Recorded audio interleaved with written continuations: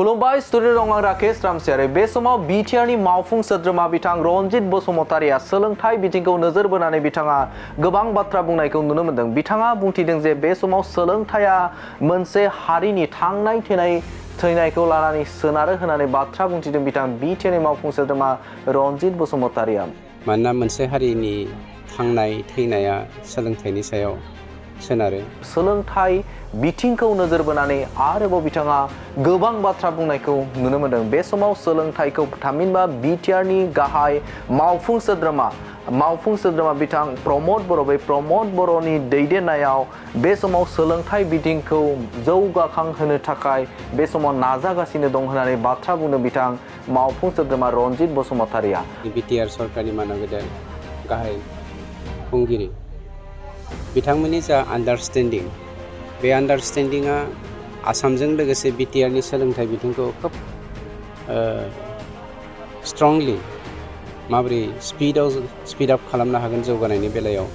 बेखौ लानानै खामानि मावगासिनो दङ। आरो बिथाङा बुंबावदों जे बिथां प्रमद बर'नि जे गोख्रों नोजोर बोनायजों बिटिआर सोरखारा सोलोंथाइ बिथिंखौ माब्लाबाबो उनफिननो सानाखै होननानै बाथ्रा बुंदों मावफुं सोद्रोमा रनजित बसुमतारिया। बे समाव बिटिआरनि गोबां माहारि आफादफोर थामहिनबा दुलाराय बर' फरायसा आफाद, बर' थुनलाइ आफाद आरो गुबुन गुबुन माहारियारि आफादफोरखौ लानानै बिटिआर सोरखारा बे समाव सोलोंथाइ बिथिंखौ जौगाखांहोनो थाखाय खामानि मावबाय दङ होननानैबो बाथ्रा बुंदों बिथां बिटिआरनि मावफुं सोद्रोमा रनजित बसुमतारिया। दिनै बेंटल हाई सेकेन्डारिनि मोनसे एडिशनेल क्लास रुम थामहिनबा उफ्रा थाखो खथा बेखेवनाय हाबाफारियाव थामहिनबा बाहागो लानानै उफ्रा थाखो खथाखौ बेखेवना होनायनि उनावनो बिथाङा सोलोंथाइ बिथिंनि सायाव गोबां बाथ्रा बुंनायखौ नुनो मोन्दों आरो सोलोंथाइ बिथिंखौ जेरैखि जाया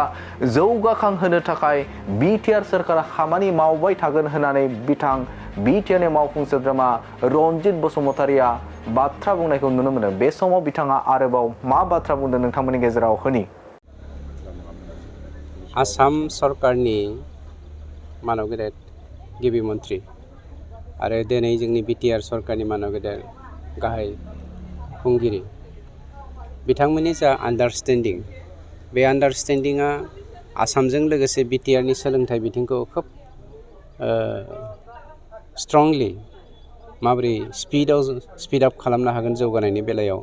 बेखौ लानानै खामानि मावगासिनो दङ। खुनु खेत्र'यै माने सोलोंथाइ बिथिंखौ जोङो बेक खालामनो नागिराखै। मानोना मोनसे हारिनि थांनाय थैनाया सोलोंथाइनि सायाव सोनारो, जायनि जाहोनाव जोंनि सरकारा मानगिरि प्रमद बर' बिथांनि दैदेननायाव दुलाराय बर' फरायसा आफाद, जोंनि बर' साहित्य सभा, ट्राइबेल संघ, फोरोंगिरि आफाद, आबादारि आफाद, गासैबो आफादफोरजों माहारियारि आफादफोरजों सोमोन्दो थानाय हारिनि जा मा होनगोन आसार खान्थिफोर दङ बेफोरखौ लोब्बा लाखिनानै जोंनि इडुकेसनखौ बेकबन खालामनानै माबोरै आवगायनो हागोन बे खामानि मावदों। बेनिनो दिनै एसियानि 77,60,000 जि माने मोनब्रै रुमनि दा कनस्ट्राक्सननि खामानि बेखौ दिनै जों फाउन्डेसन खालामबाय आरो खोब खम समनि गेजेरावनो मास मोनसे मोननैनि गेजेरावनो बेखौ जों फोजोबनानै बेंटल हायार सेकेन्डारिनि जा क्लास रुमनि जेंना बे जेंनाखौ जों फोजोबनो नागिरदों होननानै बुंदों। बेबायदि मोनसे मोजां सुबिदा होनायनि थाखायहाय जोङो बयबो मिथिगौ दिनैहाय जोंना एसियार अर्थात एडिशनेल क्लासरुम मोनब्रै जों मोनदेरबाय। बियो एसएससिनिफ्राय फैदों। ओमफ्राय बेखौ दिनैहाय जोंनि लकेल जेनाखि इएम सार रनजित बसुमतारि रेभिनिउ ओमफ्राय फरेस्ट डिपार्टमेन्टनि बिथाङा दिनैहाय बेखौ बेखेवफैबाय आरो बिथाङा जोंनो मोजां बेबायदि माखासे बाथ्राफोर खोन्थालांबाय स्टुडेन्टफोरनि थाखायबो आरो जोंनि स्कुलनि थाखायबो। जोंना गोबाव समनिफ्रायनो स्कुलनि जेनाखि मोनसे रुमनि अभाब दंमोन, बेजोंहाय दिनैहाय आं आसा खालामदों बेयो सुफुंजागोन आरो जोंहा जेनाखि मोनसे उद्देश्य दङ बे ओनसोलखौहाय डेभेलप खालामनायनि थाखायहाय गोबांथार फरायसाफोर दङ, नाथाय जोङो जथेस्थ' बेबायदि रुम गैयैयावहाय समावहाय जोङो मोजाङै क्लास रुमफोर गैयिनि थाखाय स्टुडेन्टफोरखौ बेबायदि मोजाङै जेनाखि लेसनफोरखौ फोरोंनो हायाखैमोन। खिन्थु जोङो दा मोनबाय आरोबाव मोनब्रै बेबायदि एडिशनेल क्लासरुम, बेयो जोंनि थाखाय जोबोद बेनिफिट जागोन आरो स्टुडेन्टफ्राबो बेजोंहाय बेबायदि मोनसे मोजाङै जिरायनानै फरायनायनि बेबायदि सुबिदा मोनबाय बिनि थाखायनो आङो आंनि गोसो सिंनिफ्राय आंनि गोजोननायखौ फोरमायदों आरो बेजों लोगोसे आसा खालामबावदों जोंनि जेसेबांनाखि खाथि खालायाव थानाय बे ओनसोलनि मानसिफोर बिथांमोना बे स्कुलनि दारैहाय उननि समावहाय फरायनानै बे ओनसोलखौ डेभेलप खालामगोन होननानै आरो आङो बुंनानै गोजोननाय मोनबावदों जोंनि स्कुला आरो बिब्दिनो 7 कौटिनि मोनसे प्रजेक्ट जाबावबाय 2 स्ट'रि 18था बेबायदि रुम जागोन बेखौ बावैसोनि उनावनो स्टार्ट खालामनाय जासिगोन आरो बेजोंबो जोंनि जेनाखि फरायसालिनि जेनाखि दानि जेनाखि इनफ्रास्ट्राक्चार बेयो मोनसे मोजां बेबायदि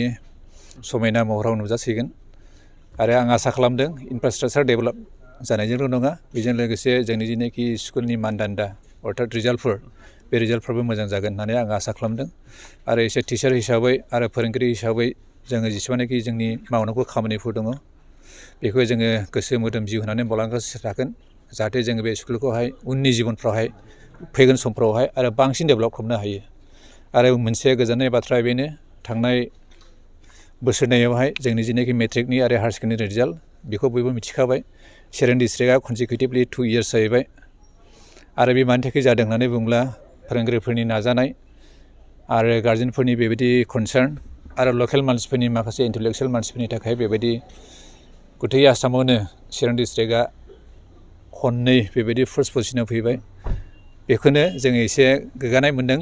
जोंनि जेनाखि मावनाय बे मावनाया सार्थक जाबाय होननानै आरो आं आसा खालामदों दिनैनि जेनाखि बे मोनसे शुभारम्भ खालामनाय गोदान 4 क्लासरुमनि थाखायहाय बियो जोंखौ खामानियाहाय मोनसे बेबायदि खालि जानानै दङ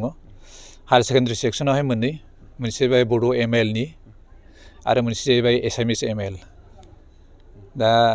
बिथांमोना गैलिया हिसाबै बे खालि जानानै दङ आरो हाइ स्कुल सेक्सनावहाय साइन्स आरो मेथ्सनि आरो ME सेक्सनावहाय मोननैबो पस्टआ हिन्दीनि गासैजों 6था बेखिनि साबजेक्टआ खालि जानानै दं आरो